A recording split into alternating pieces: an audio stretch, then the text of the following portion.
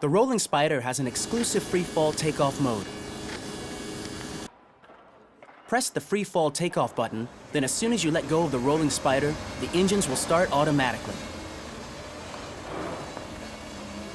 Rolling spider can also perform flips. To enable this function, in the flip menu, select the type of flip you want to perform, then tap your finger 2 times quickly anywhere on the piloting screen to trigger the flip. It is also possible to make a flip when the rolling spider is moving.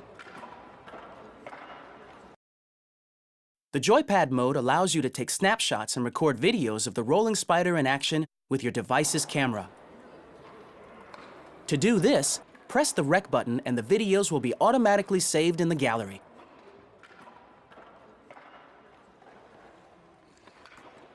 On the rolling spider's control interface, press Photo button to take snapshots with the vertical camera. To recover your photos, go to the Context menu and press Internal Memory. Select the photos that you wish to save and then press Transfer to add them to the gallery.